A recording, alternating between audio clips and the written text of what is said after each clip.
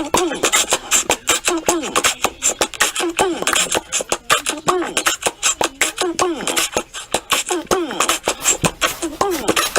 hey, bienvenidos a todos. Welcome everyone, I am the Seamster. And what are we doing today? We're making some cornhole bags. Yeah, you know that popular game you see people playing in their yards, they're playing at the beach, they're playing at the parks, they're throwing a bag, lands on a board, goes in a hole, everyone screams. Yeah, that game. These 6x6 inch cornhole bags are filled with either corn or plastic bits. But if you want your bags to last a while, then I would suggest that you use plastic bits. And I'm going to show you how I make my cornhole bags. Now, the reason why I don't like to use corn is because you ever store these things in a garage inside of a plastic bin, the mice and the squirrels will actually chew right through that plastic to get to some food when they're hungry in the wintertime. Believe me, I've had it happen. Also, corn breaks into little tiny pieces and also into dust. You might as well just open the bag up and start making some corn tortillas out of them. It actually reminds me, my tia Annie Lozano makes some good tortillas. Tia Annie, if you hear me, tortillas. Okay, now I'm going to also show you two bonuses today. I'm going to show you how to actually put HTV print, heat transfer vinyl, on your cornhole bags. Also, the introduction of the bagger clamp. Look at that. Holds everything from actually falling out, getting underneath your presser foot, or even down into your sewing machine or lodged in your needle. This bagger clamp works so well and rides right along that presser foot with ease. Alright everybody, let's do this. Okay, what I use is a duck fabric. Basically what this is just a light canvas that repels water. My dimensions I'm going to cut out are 6.5 inches by 6.5 inches. That allows me so that when I sew it and I turn the bag inside out, I'm at 6 inches. For the interior of the bag, I'm going to use these plastic bits that you can order off eBay. As you can see, it's around 12 ounces. I'm at 12.1 ounces. I'm also going to use for the interior these pony beads, and that should be about 2 ounces. Puts my total at 14.1 ounces. And the reason why I use the pony beads is so that it gives it that original feeling when you're actually gripping the bag. Okay, let's go ahead and let's cut. Now, before I cut, I need to tell you that what I do is I fold my material over on itself to give it one strong edge, because these bags are going to be taking a beating. And I know that the stitching that I'm going to do is going to be pretty strong, but I want to make sure that one side is solid. And now I folded it over at 6.5. So I know that my ruler here is going to be 6.5 inches. So I simply just place it on top, being sure of my measurements from 6 to 12 and 12.5, and simply I'm going to cut now. Pressing firm.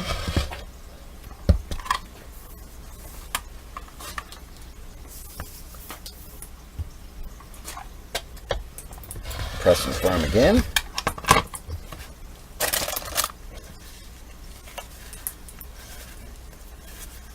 Okay, and that's what we're left with. Now it's just time to apply the HTV, the heat transfer vinyl. So let's go over with Cheryl and she'll apply it. Here we go.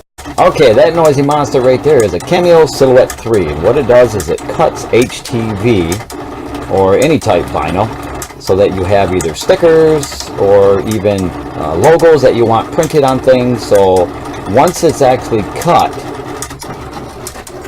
it is then picked off here with a pick. And then once that's all picked off, you simply just cut it and put it on your material and heat it.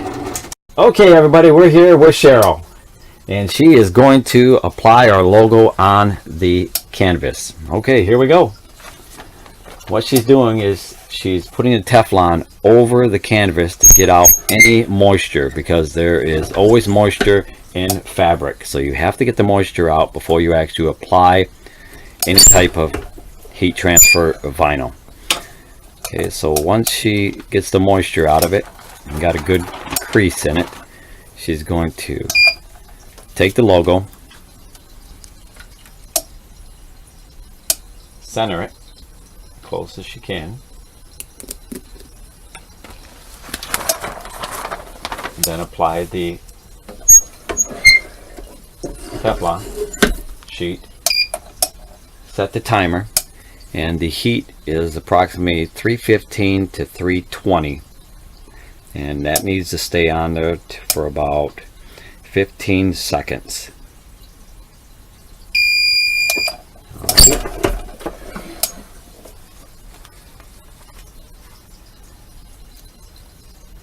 Just like that, peels off the plastic cover, and then we have to hit it one more time. Teflon back on top, because you don't want that to stick to the burner. That would not be good. And that's another 15 seconds approximately. It doesn't need to be exactly 15, you just need to reapply it one more time. And just like that, Cheryl has the finished product.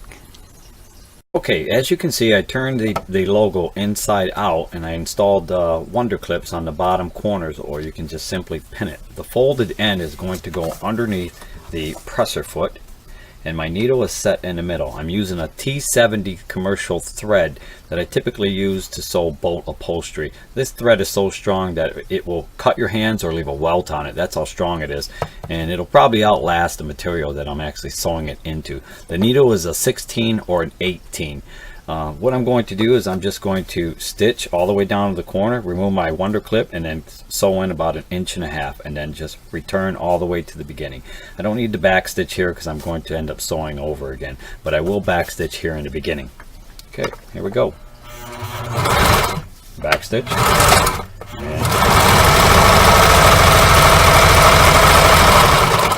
And remove my wonder clip. Make sure your needle is down, and then simply turn the material. Like I said, about 1.5 inches. Make sure your needle is down. Just turn back and head back where you came from.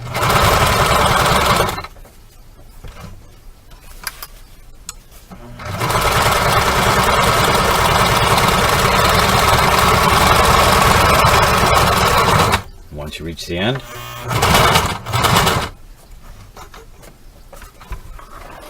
that is some thick thread, as you can see right there, but you can better believe that that is not going to come apart there at the seam with this thread.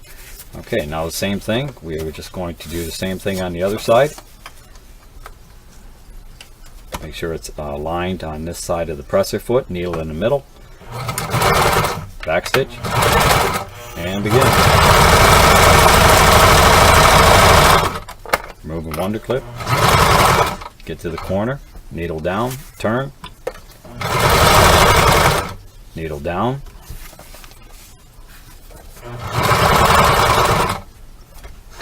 needle down, turn,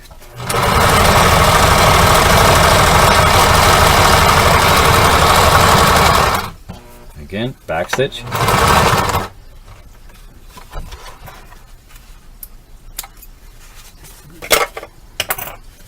just like that. Now just take this over to the table, turn this inside out by simply just push it all the way through with your fingers there, and pull the corners out. Make sure you push with your fingers all into the corners there. I don't cut off my corner edges on the inside. You'll see a lot of people do, but I only leave myself a 1/4 inch allowance. Some people will leave a 1/2 inch. Then you do need to cut the corners out because there'll be all that baggy material. But since I only have a 1/4 inch here and a 1/4 inch there, my measurement's going to be exactly 6 inches for the bag. Okay, so let's take it over to the table. Okay, so here we are. All we did just turn the bag inside out. Now what I suggest is that you have an iron and you crease this so it's inward. The material stays in. So you want to press that along that whole edge right there, so that when you go to sew this, it's a lot easier to deal with than that material trying to fold outward on you. Okay, so once that's ironed, you can see it's got a nice crease inside, folds right inside there. Now all we simply do is take our funnel, which is, you might have to just buy a plastic funnel and just oversize it, which means just you have to cut it off, and so it's just nice and wide, so a lot of the material that you're using doesn't get lodged at the bottom, which it probably still will. And what I did is I just intermixed all the beads together and just in one bag. Okay, so I'm holding it as best that I can. It's probably also a suggestion now that you have some type of a tray underneath it, because I've had these things fall all over the place and they make a really big mess. Okay, so all I'm doing is just shifting that just like that. Got all that in there, tapping it all the way around there, get it all in there. Okay, just like that. See how that folds, because I ironed it and it just folds, it stays right inside. Now I have to keep this so that it stays firm and that none of the material comes out when I'm sewing. So that's where the bagger clamp comes into play. So just simply just fit that right over the top like that. Make sure all the material shifts down, and then once it's shifted down, all I do is tighten up these little wing nuts here on each side. So that's tightened down, and now I'll do this side here.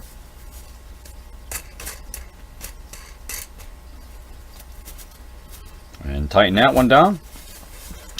And look at that. None of the material comes outside. Nothing. It stays inside, and it won't affect the sewing machine at all. And look at that nice tight edge right there because of the bagger clamp. I'm using the Nietzsche HD22, and the needle size I'm using is a 16 or an 18. I'm using a T70 thread, and remember now, this thread is a very heavy duty thread. Most sewing machines are not going to take a 16 or an 18 needle. That's why I recommend, if you're going to get into canvas or upholstery, the Nietzsche HD22 is a great starter. So let's go ahead. Let me explain one more thing with the bags.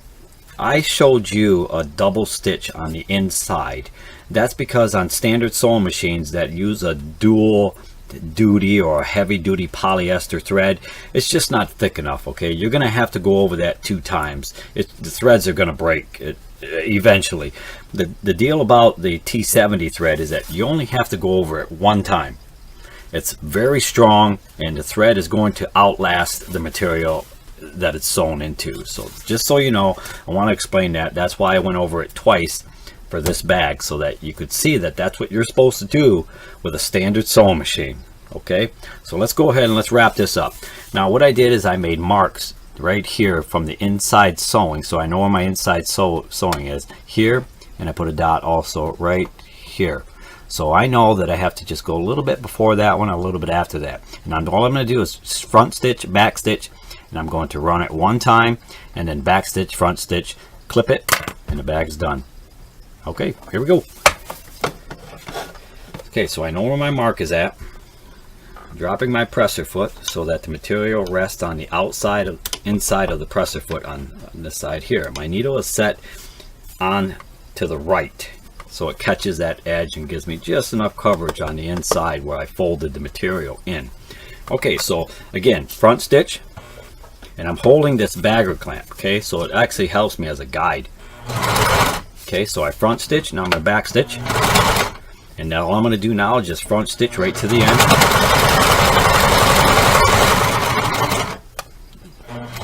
Okay, so now I'm just going to back stitch and front stitch, pull this out, clip, clip, clip, remove the bagger clamp,